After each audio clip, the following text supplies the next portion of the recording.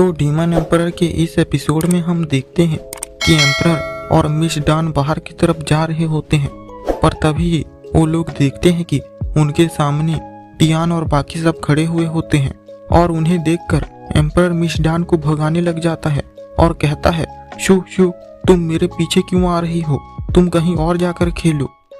तो मिस डान उसे कहती है, हमारे बीच ये सब हो गया है और तुम मुझे ऐसे भगा रहे हो।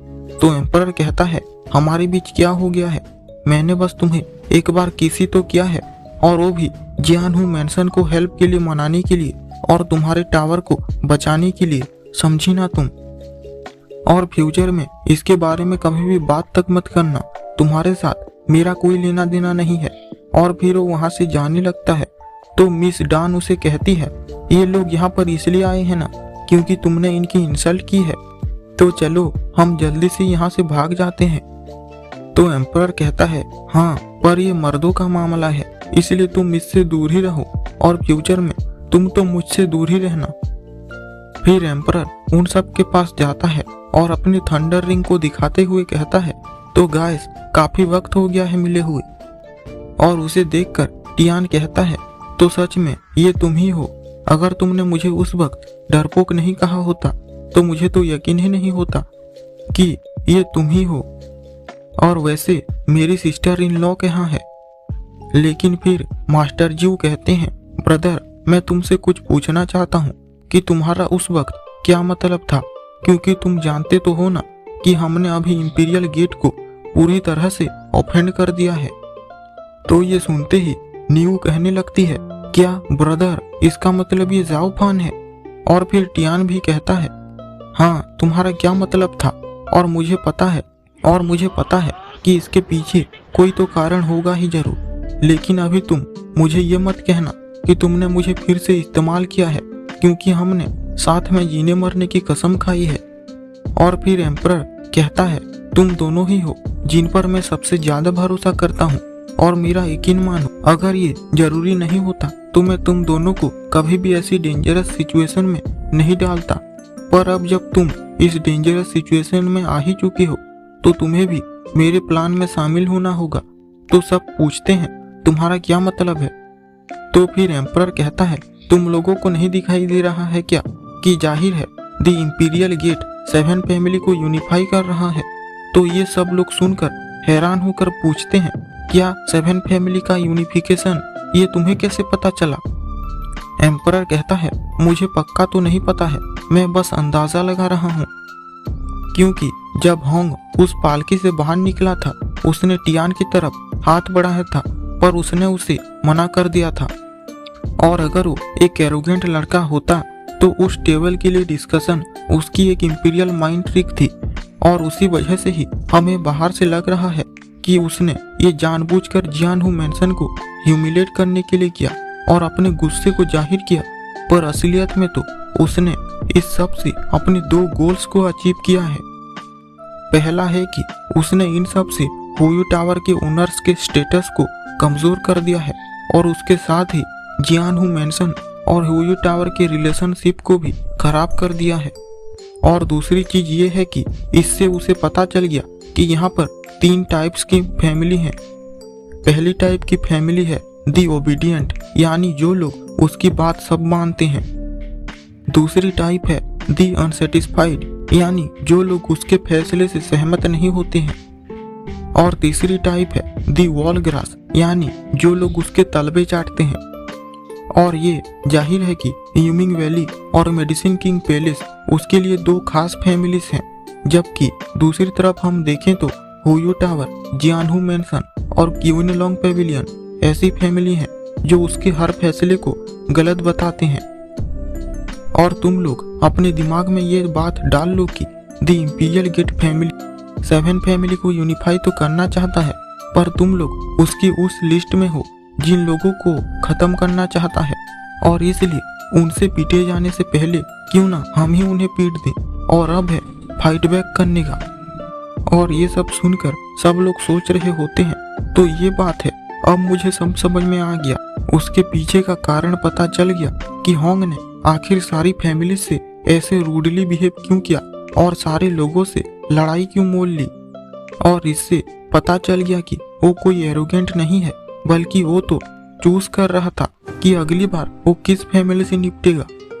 और अगर जाओ फान की बात सही है तो जल्दी ही इंपीरियल गेट फैमिली हम सब के ऊपर वॉर डिक्लेयर कर देगा और एक के बाद एक सारी फैमिलीज को खत्म करता जाएगा और अपने ग्रेट गोल को अचीव करने के लिए, जो कि है दी 7 फैमिलीज को यूनिफाई करना।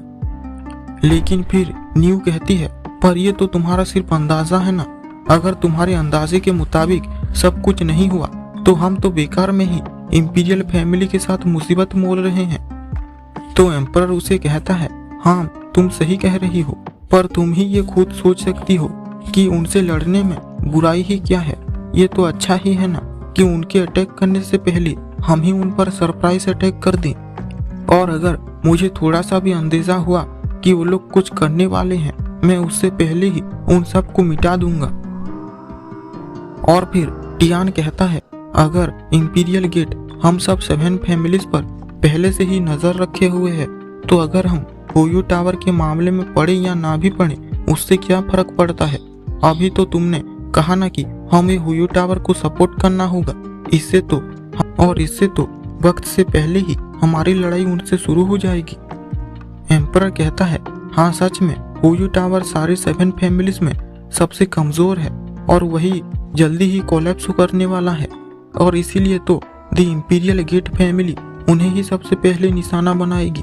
और अगर होयू टावर कोलैप्स हो जाएगा तो उसके बाद ऐसी कौन सी फैमिली होगी जो इंपीरियल फैमिली का निशाना बनेगी, ये तुम लोग सोच ही सकते हो।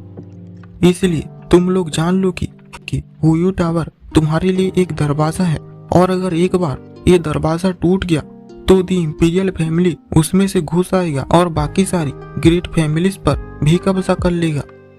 पर अगर होयू टावर हमारे साथ होगा तो हमें पता होगा कि दी इंपीरियल फैमिली का अगला अटैक कहाँ पर होने वाला है, और अगर एक बार होयू टावर कोलैप्स हो गया तो हमारे पास कोई भी रास्ता नहीं बचेगा जिससे हम जान पाए कि दी इंपीरियल फैमिली का अगला गोल क्या होगा।